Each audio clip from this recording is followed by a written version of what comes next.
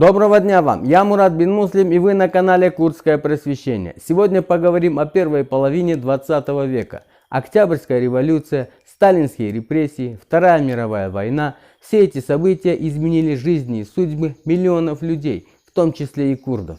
Сегодня мы расскажем о судьбе потерянного курдского мальчика, жизнь которого сложилась так, как крутой сюжет голливудского фильма.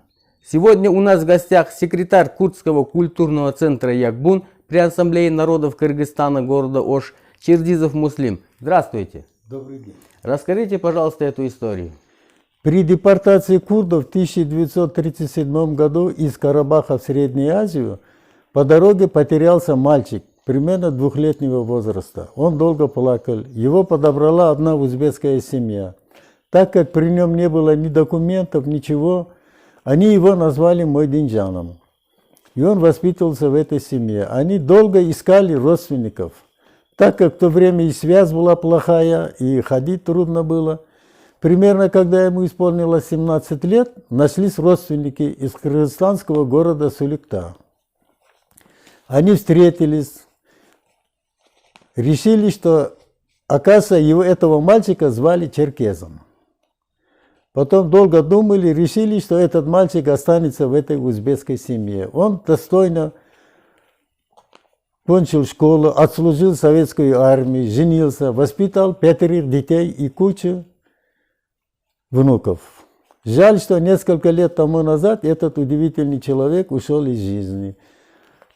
Узбеки его называли Мойдинджан Ака, а курды называли Апо Черкес. Так человек прожил всю жизнь с 2 именами. К сожалению, мы не нашли детей и родственников Апо Черкеза, но мы нашли дом, в котором он воспитался и вырос. Именно в этом доме, в узбекской махалле, прожил свою жизнь курдско-узбекский мальчик. Эта история лишний раз нам доказывает, что нация не имеет значения. Все мы люди и должны друг другу помогать.